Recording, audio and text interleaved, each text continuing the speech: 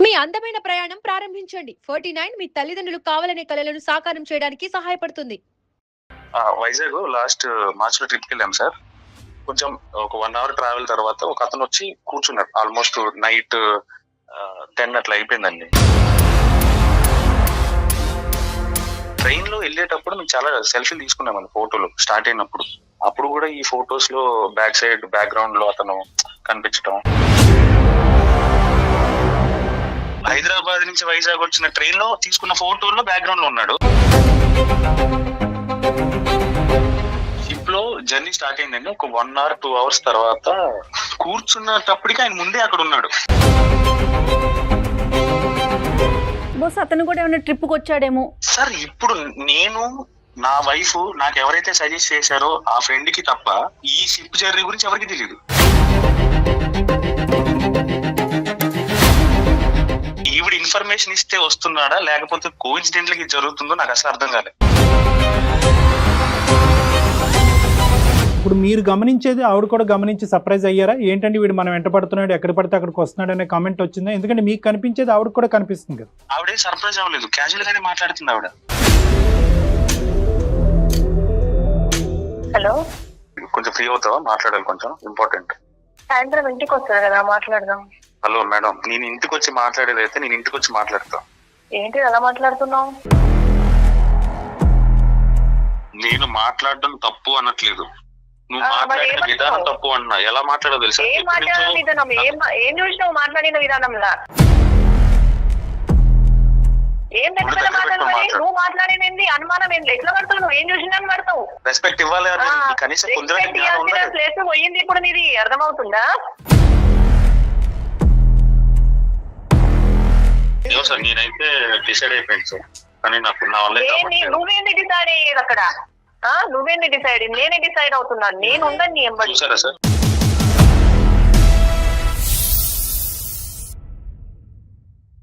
అవిస్ hospital సమర్పించు అందమైన జీవితం కార్యక్రమానికి స్వాగతం. నమస్తే కళ్యాణ్ చక్రవర్తి గారు. శంకర్ అని మనకు ఒక అతను మెయిల్ చేశాడండి. వైఫ్ అండ్ హస్బెండ్ మధ్య ఇష్యూ అండి. అది ఎక్కడ దాకా అంటే ఇద్దరం విడిపోదాం, ఎవరు బతుకు వాళ్ళు బతుకుదాం అనే దాకా వెళ్ళిందట. సో మనకి మెయిల్ పెట్టాడు. నేను ఒకసారి మీతో మాట్లాడేస్తానని చెప్పాను షోలో. హలో హలో, శంకర్ గారండి? అవునండి, నేను జయానండి, అందమైన జీవితం ప్రోగ్రామ్ నుంచి కాల్ చేస్తా ఉన్నాను. నమస్తే అండి. నమస్తే అండి. నమస్తే. నాతో పాటు డాక్టర్ కళ్యాణ్ చక్రవర్తి గారు కూడా ఉన్నారు. మీ మెయిల్ చెప్పాను, నేను బ్రీఫ్ గా చెప్పానండి డాక్టర్ గారికి. ఒక్కసారి మాట్లాడతారా? నమస్తే సార్. నమస్తే శంకర్ గారు, మీకు మ్యారేజ్ ఎంతకాలం అయింది? పిల్లలు ఏమైనా ఉన్నారా? చెప్పండి. మ్యారేజ్ అయ్యి 4 years అయింది సార్. ఓకే. ఒక 3 years బాబు ఉన్నాడు. 3 years బాబు. ఏం చేస్తుంటారండి మీరు? నేను సెల్ఫ్ ఎంప్లాయిడ్ అండి, నేను బిజినెస్ చేస్తాను. Okay, business. మీ వైఫ్ అండి? మా వైఫ్ హౌస్ వైఫ్ అండి. రైట్, ఓకే అండి. వైజాగ్ లాస్ట్ మార్చ్‌లో ట్రిప్‌కి వెళ్ళాం సార్. ఆ వైజాగ్ ట్రిప్ లో మాత్రం నాకు బాగా విరక్తి వచ్చేసింది ఆవిడ బిహేవియర్. అంటే మా వైఫ్ చాలా అందంగా ఉంటుంది, నేనే ఆవిడని ఇష్టపడి ఇంట్లో మాట్లాడి నేనే చేసుకున్నాను సార్. కాకపోతే ఆవిడ బిహేవియర్ అంటే ఇంట్లో ఉన్నప్పుడు కూడా కొంచెం అంటే ఫోన్ కాల్స్ కొంచెం సీక్రెట్ గా మాట్లాడటం లాంటివి నాకు అనిపించాయి. ఏది ఇవన్నీ ట్రిప్ కు ముందు చెప్తున్నారు మీరు? ఆ ట్రిప్ కు ముందు జరిగిందండి. అప్పుడు సర్లే ఓకే, మేబీ ఇంట్లో వాళ్ళైనా ఉండొచ్చు అని నేను లైట్ తీసుకున్నాను. ట్రిప్ కి వెళ్ళినప్పుడు మాత్రం ఆవిడ బిహేవియర్ మాత్రం కంప్లీట్ చేంజ్ అయిపోయిందండి. కంప్లీట్ ఇంకా ఆవిడ బయట పడిపోయింది. హైదరాబాద్ లో మేము వైజాగ్ స్టార్ట్ అయ్యాము. స్టార్ట్ అయిన తర్వాత కొంచెం ఒక 1 అవర్ ట్రావెల్ తర్వాత ఒక అతను వచ్చి కూర్చున్నాడు. ఆల్మోస్ట్ నైట్ 10 అట్లా అయిపోయిందండి. ఓకే. నాది అప్పర్ బెర్త్, నేను పైకి వెళ్ళి పడుకుంటున్నాను, ఇంకా పడుకోలేదు, నిద్రపోలేదు. చూస్తూ ఉన్నాయండి. చూస్తూ ఉంటే అతను వచ్చాడు, మాటలు కలిపాడు, అంతా బానే ఉంది, మాట్లాడుకుంటున్నారు ఇద్దరు. నా వైఫ్ కూడా బాగానే ఎంత పాజిటివ్ గా రెస్పాండ్ అవుతుందంటే అంత పాజిటివ్ గా రెస్పాండ్ అవుతుంది. అంటే అడిగిన ప్రతిదానికి నవ్వుతో ఆన్సర్ ఇవ్వటం, ఏదో చాలా రోజుల నుంచి చాలా సంవత్సరాల నుంచి వాళ్ళిద్దరికి ఆ పరిచయం ఉన్నట్టు అంత ఈజీగా మారుతుందండి ఆవిడ.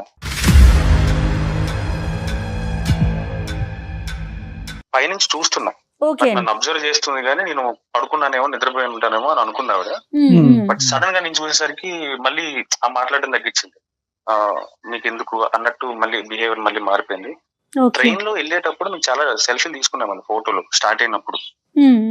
అప్పుడు కూడా ఈ ఫొటోస్ లో బ్యాక్ సైడ్ బ్యాక్గ్రౌండ్ లో అతను కనిపించడం.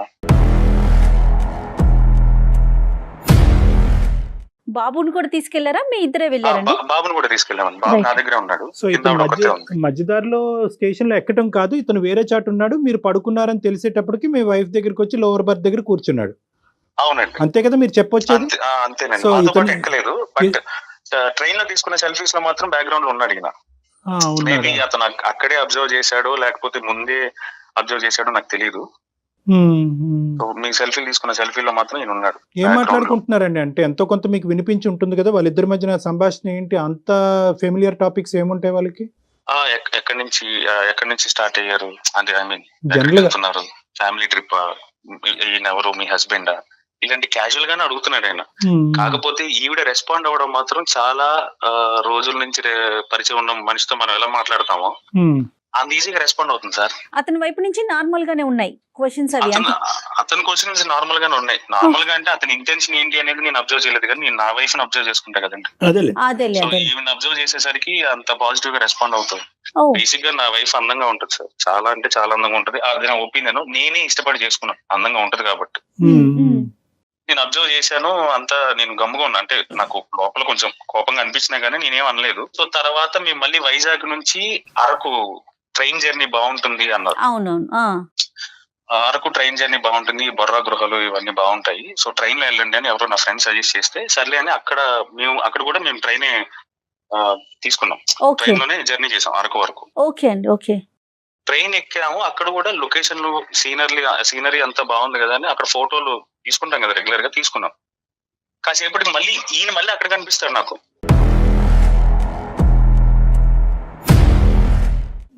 మీకు ఫోటోల్లోనే కనిపిస్తున్నాడు ఈ మనిషి, డైరెక్ట్ కనిపించట్లేదా? అక్కడ డైరెక్ట్ గా కనిపించాడు ఈయన. ఫోటోల్లో ఈ హైదరాబాద్ నుంచి వైజాగ్ వచ్చిన ట్రైన్ లో తీసుకున్న ఫోటోల్లో బ్యాక్గ్రౌండ్ లో ఉన్నాడు. ఓకే. ఇక్కడ డైరెక్ట్ ఉన్నాడు ఈయన, నా కళ్ళ ముందే ఉన్నాడు. బస్ అతను కూడా ఏమైనా ట్రిప్ కి వచ్చాడేమో. ఓకే. తర్వాత ఏమైందండి? వచ్చుండొచ్చండి, అతను ఒక్కడే వచ్చుండొచ్చు లేదా ఎవరితోనో వచ్చుండొచ్చు, నాకు తెలియదు. వచ్చాడు మళ్ళీ సేమ్ ఎక్కడికి, అరకు వరకా అంటాడు.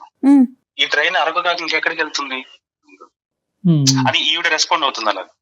అంటే పక్కన నేను ఉన్నాను కదండి, పక్కనే ఉన్నాను కదా, రాత్రి అంటే పడుకొని ఉన్నాను, సో కొంచెం పాజిటివ్ గా రెస్పాండ్ అయి ఉండొచ్చు. ఇప్పుడు నేను పక్కనే ఉన్నాను కాబట్టి ఇలా రెస్పాండ్ అవుతుంది ఇవిడ. ఈ ట్రైన్ అరకు కాక ఇంకెక్కడికైనా వెళ్తుంది అంటే, అయ్యో అలా అని కాదు, క్యాజువల్ గా అడిగాను మిమ్మల్ని, మీరు కోపం వచ్చినట్టుంది మీకు, మీరు కోపంలో చాలా అందంగా ఉన్నారు అన్నాడు ఆయన. అంటే మీరు పక్కన ఉండగానే ఈ మాటల పక్కన అంటే నేను బాబు విండో దగ్గర నుంచున్నాము, సీట్ లో కూర్చొని ఉన్నారు, పక్కన ఉన్న సీట్ లో దగ్గరలో. ఇలా కన్వర్జేషన్ స్టార్ట్ అయింది. ఆయన మీ హస్బెండ్ కదా, ఈ కిడ్ బాబు పేరేంటి, హస్బెండ్ పేరేంటి, మీ హస్బెండ్ ఏం చేస్తుంటాడు, మళ్ళీ కన్వర్జేషన్ అతను స్టార్ట్ చేశాడు.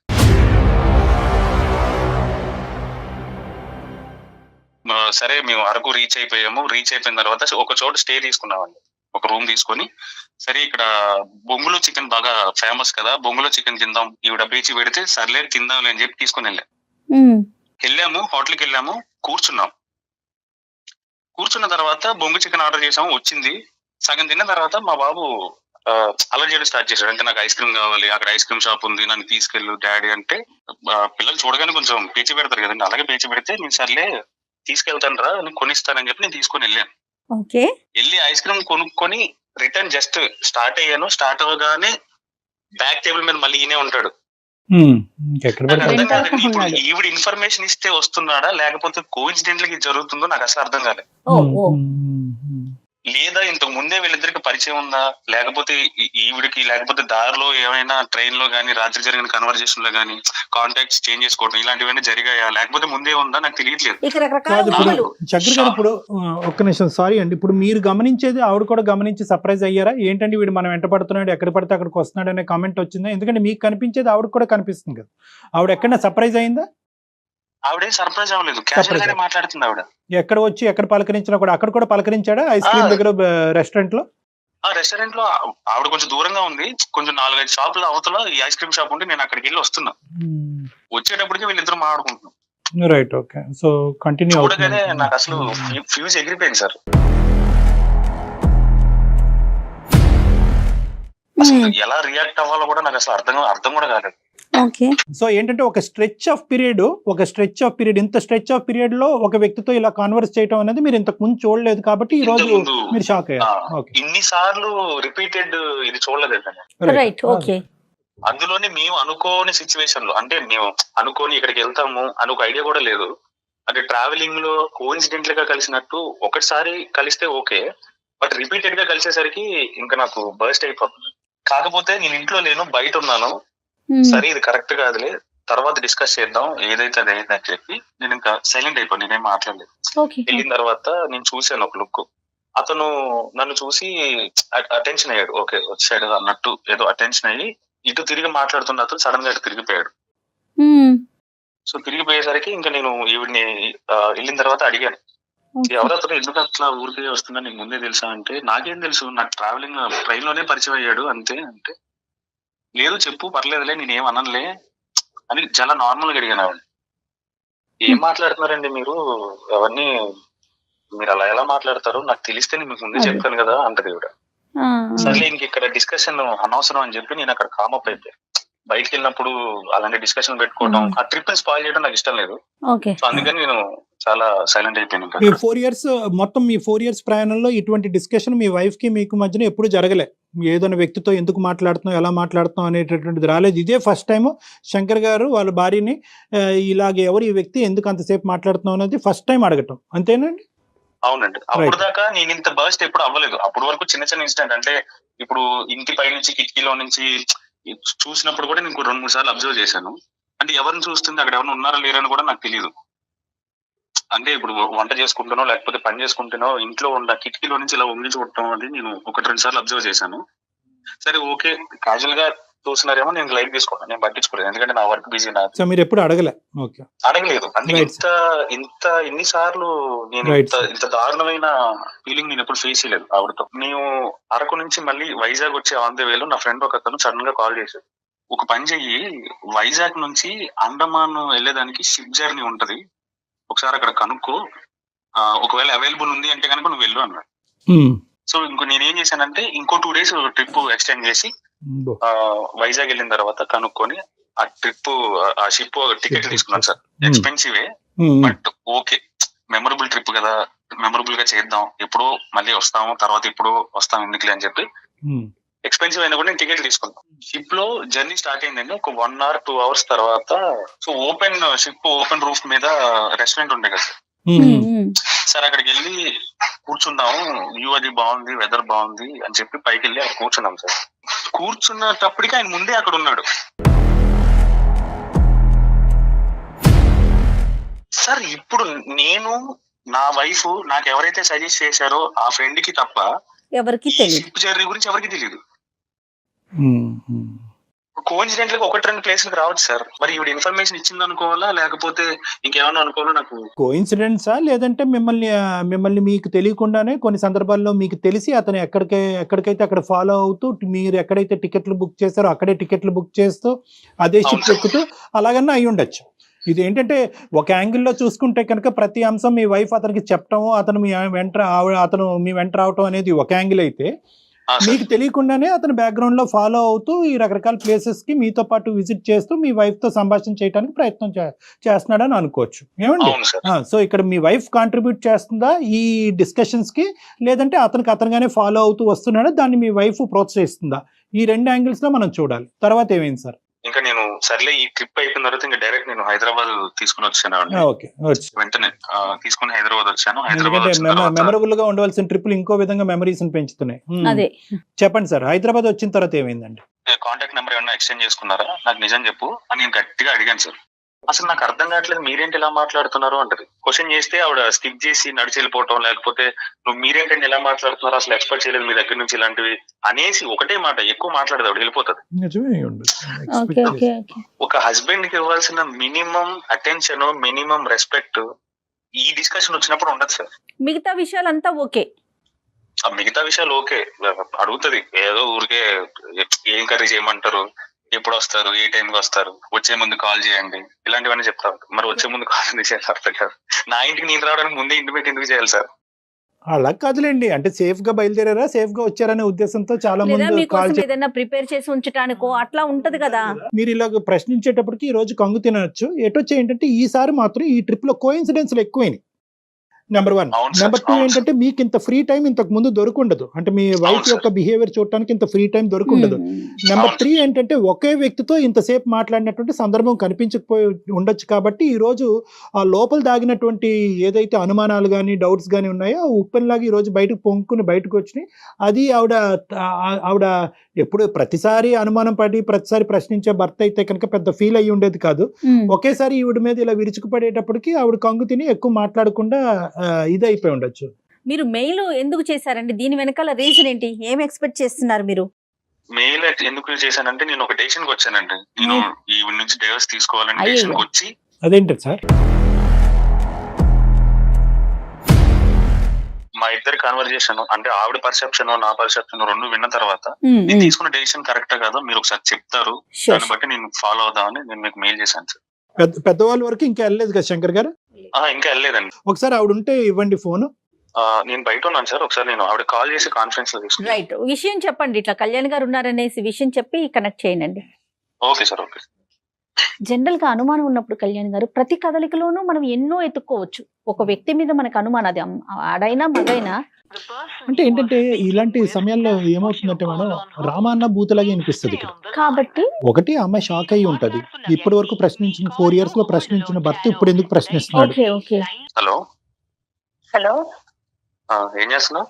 బాబుకి టిఫిన్ చేస్తున్నాను, చెప్పండి. ఓకే, అదే కొంచెం ఫ్రీ అవుతావా? మాట్లాడాలి, కొంచెం ఇంపార్టెంట్. సాయంత్రం ఇంటికి వస్తారు కదా, మాట్లాడదాం. హలో మేడం, నేను ఇంటికి వచ్చి మాట్లాడేది అయితే నేను ఇంటికి వచ్చి మాట్లాడతా. ఫోన్ ఎందుకు చేసి 10 నిమిషాలు పక్కకు రాని ఎందుకంటాను నేను? నాకు తెలీదా ఎలా మాట్లాడాలి? ఇంట్లో మాట్లాడేది అయితే నేను ఇంటికి వచ్చాక మాట్లాడతా. ఏంటి అలా మాట్లాడుతున్నావు? సరే, ఇప్పుడు సుమన్ టీవీలో ప్రోగ్రామ్ ఉంది అందమైన జీవితం అని చెప్పి.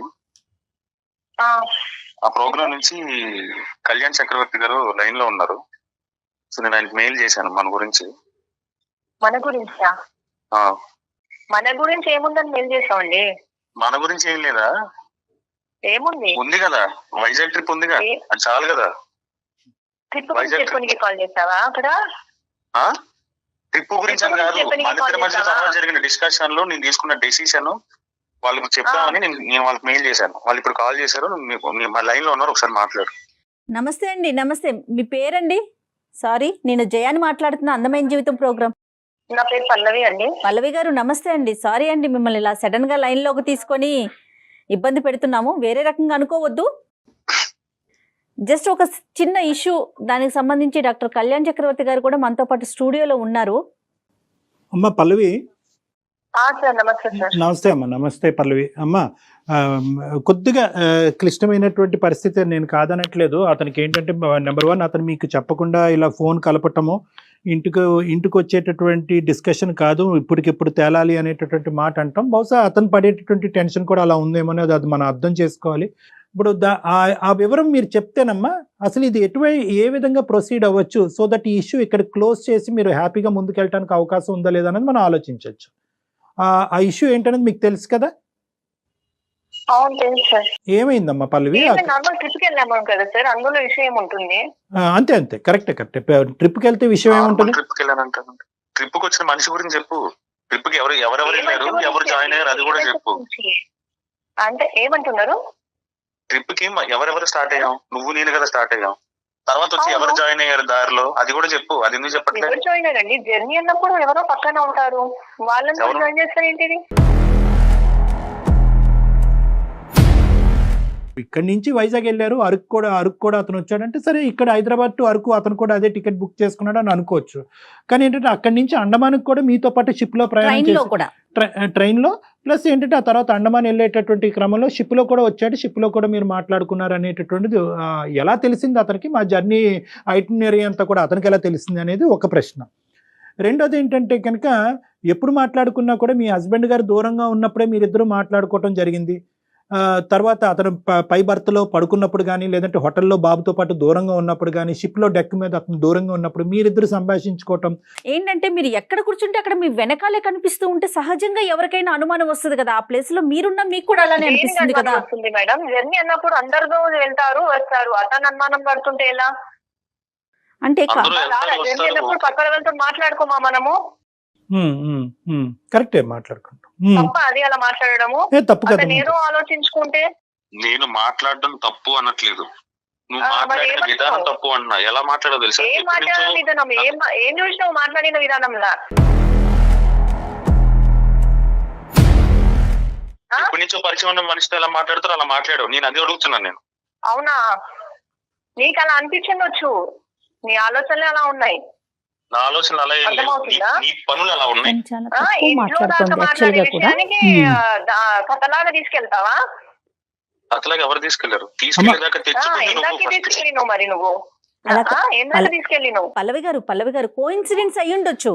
పల్లవి గారు ఇక్కడ ఏంటంటే ఒకటమ్మా, మీరు దయచేసి అర్థం చేసుకోండి. లేదు సార్, అతను లేదు, మీరే చెప్పండి. పరిచయం ఉన్నప్పుడు ఎవరన్నా మాట్లాడుకుంటా చేసుకుంటారు, అతను ఆలోచించుకొని తనకు ఏదో ఆలోచనలు చెడు ఆలోచనలు అబ్సల్యూట్లీ ఇలా చేస్తాడు అతను. వినండి పల్లవి గారు, ఒక్క నిమిషం వినండి, నేను చెప్పేది వినండి. ఇక్కడ ఏంటంటే అతని మైండ్ లో ఒక క్వశ్చన్ పడింది, అది అనుమానం అంటారా ఏమంటారా అన్నది మనకు తెలియదు. ఆ ఆలోచన ఖచ్చితంగా అతను అనుమానమే, దాన్ని నివృత్తి చేయవలసినటువంటి బాధ్యత మీ మీద ఉంది కదా. అలా ఎలా అంటాడు సార్? ఎలా అంటాడు అతను? ఎలా అంటాడు ఆ విషయము? సిగ్గు ఉండాలి కదా. అతను ఏమి అనట్లేదు. ఎలా అంటాడు అతను? నువ్వు సిగ్గు గిగ్గు అని పెద్ద పెద్ద మాటలు మాట్లాడు. ఏం పెద్ద పెద్ద మాటలు? నువ్వు మాట్లాడేది అనుమానం ఏంటి? ఎట్లా పడతావు? నువ్వు ఏం చూసినా పడతావు? నేను మొగుండన్న జ్ఞానం వచ్చాడు ఉందా లేదా? అసలు జ్ఞానం ఉందా లేదా? మొగుడు ఉన్నాడు, కనీసం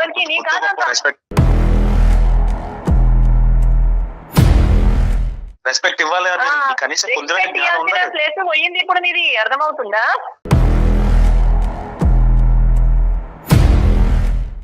ఈ రోజైతే నువ్వు అనుమానం పడుతున్నావు, ఎక్స్పర్ట్ ఇక్కడ పక్కనే జరిగింది. ఇప్పుడు జరగాలి నాకు జరగాల్సింది.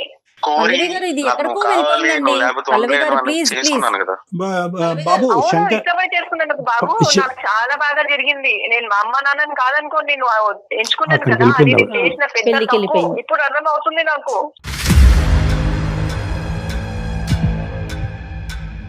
శంకర్ సార్ చెప్పండి సార్. ఇలా అయితే కనుక మనం ఏం కంక్లూజన్ కి వస్తాము?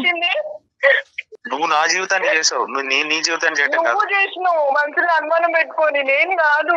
చిన్న ఈ విషయానికి అనుమానం పడతారు ఎవరైనా?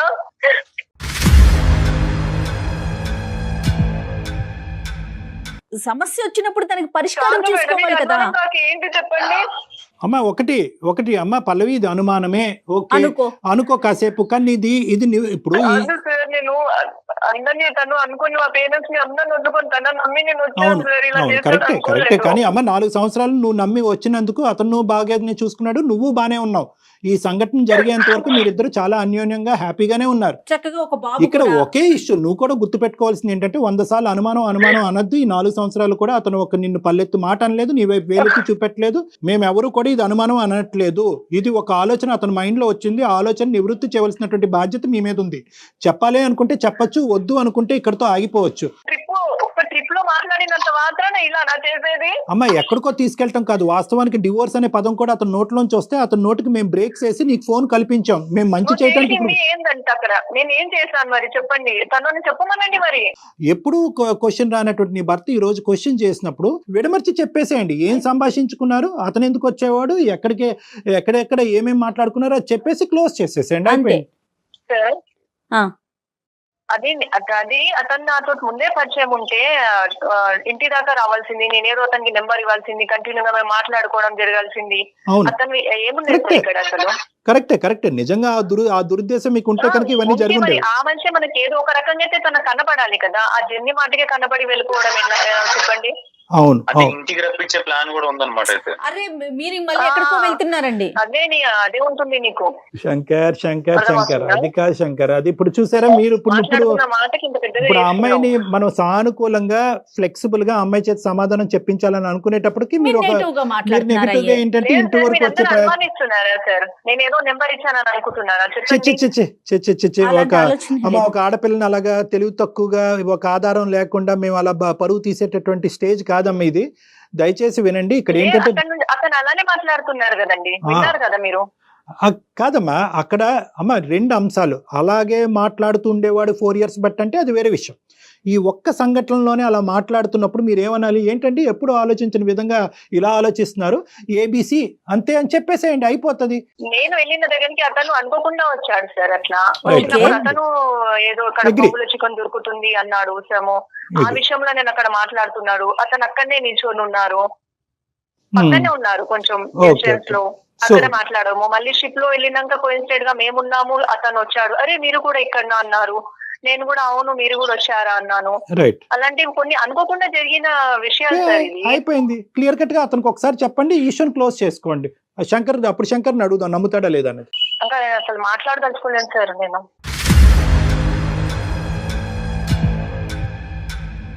అతను మాట్లాడదలుచుకోలేను ఇంకా. ఏమంటమ్మా నువ్వు కూడా చెప్పండి. ఇంత వివరంగా చెప్పారు కూడానా శంకర్? ఇది basic structure of the issue. ఇది శంకర్ ఏముందని చెప్తాడు సార్. ఏం లేదు, నేనైతే డిసైడ్ అయిపోయింది సార్. కానీ నాకు నా వల్ల నువ్వేంది డిసైడ్ అయ్యేది అక్కడ? నువ్వేంది డిసైడ్? నేనే డిసైడ్ అవుతున్నాను. నేను ఆ రోజు నేను ఇంట్లో క్వశ్చన్ చేసినప్పుడు ఏ రోజు ఇదే ఆన్సర్ ఆ రోజు నేను ట్రిప్ కి వెళ్ళి వచ్చిన తర్వాత ఇంట్లో మన దగ్గర డిస్కషన్ అయినప్పుడు నేను క్వశ్చన్ చేసినప్పుడు సైలెంట్ గా నువ్వు ఎందుకు వెళ్ళిపోయావు? తప్పు చేసింది కాబట్టి సైలెంట్ గా ఉందని ఎలా అనుకుంటాం? నేను ఒక మనిషి మాట ఒక టోను విన్న తర్వాత బాగా అసెస్ చేయగలను అనేటటువంటి నమ్మకం నాకు ఉంది. మీకు ఒక బిడ్డ ఉన్నది, దయచేసి జీవితాన్ని బాబు ఉన్నాడు, బాబు ఉన్నాడు, దయచేసి ఈ చిన్న ఇది అతి చిన్న, ఇంతకంటే అతి చిన్న కారణం అంటూ ఏది లేదు. ఇంత భయంకరమైనటువంటి కారణాలకి మీరు విడాకులు తీసుకుంటే కనుక ప్రపంచంలో భార్యాభర్తలు ఎవరు కలిసి ఉండరు. అమ్మా తన పైన నాకు ఎలాంటి చెడు లేదు సార్. తను ఇదంతా ఆలోచన చేసుకుని నన్ను దూరం చేసుకుంటున్నాడు తప్ప తనంటే ఇష్టము గానీ ఇలా చేస్తున్నాడు సార్. తను ఏదో ఆలోచించుకోవడం తప్పు కదా. నేను నిజంగా చెప్తున్నాను కదా, అదే చెప్పేది. నేను నిజంగా చెప్తున్నా, మనకి జరిగిన 4 డిస్కషన్ లో 5 డిస్కషన్ లో జరిగాయి కదా ట్రిప్ కి వచ్చిన తర్వాత. డిస్కషన్ లో నువ్వు ఇంతసేపు నాతో మాట్లాడావా? కదా అది ఏదైనా నేను తనకు నంబర్ ఇవ్వడం గానీ ఎలా శంకర్ గారు 5 డిస్కషన్లు అయినాయి శంకర్. 6వ డిస్కషన్ లో చెప్పింది కదా ఆయన, క్షమించి వదిలేయచ్చు కదా, ఇంకా అయిపోయింది సబ్జెక్టు. మీ ఇద్దరి మీద ఎంత ట్రస్ట్ నమ్మకం ఉన్నా కూడా ఒక బయట నుంచి వచ్చేటటువంటి ఒక థర్డ్ శక్తి ఏదైతే ఉందో అది మీ జీవితాల మధ్యన నిప్పులు రేపచ్చు. కాబట్టి అటువంటి పరిస్థితి ఉంటే కనుక ఆపోజిట్ పార్ట్నర్ని వెంటనే ఇన్వాల్వ్ చేసేయండి. ఇదే ఈ రోజు మనం నేర్చుకోవాల్సినటువంటి ఒక మోరల్. అంతే చాలా కరెక్ట్ చెప్పారు కళ్యాణ్ జీ. అవకాశం ఉంటే కళ్యాణ్ గారిని ఒకసారి పర్సనల్ గా కలిసే ప్రయత్నం చేయండి. మీ ఇద్దరిలో ఉండే ఇంకా నెగిటివిటీ ఏమైనా ఉంటే కనుక అది నివృత్తి చేసుకుని క్లియర్ చేసుకుని సాఫీగా ముందుకు ప్రయాణం చేయండి. డైవర్స్ అనేటటువంటి దానికి 1% కూడా ఇక్కడ అవకాశమే లేదు. అసలు ఆ ఆలోచన తీసేయండి ప్లీజ్ ఇద్దరు కూడా. All the best both of you. Right good luck. చాలా సంతోషం. మంచిగా అర్థం చేసుకుని మంచి కంక్లూజన్ కి వచ్చాం. ఆల్ ద బెస్ట్ అమ్మ both of you. Thank you. Right Kalyan ji. Right Jaya garu. సమర్పిస్తున్న వారు అవిస్ హాస్పిటల్.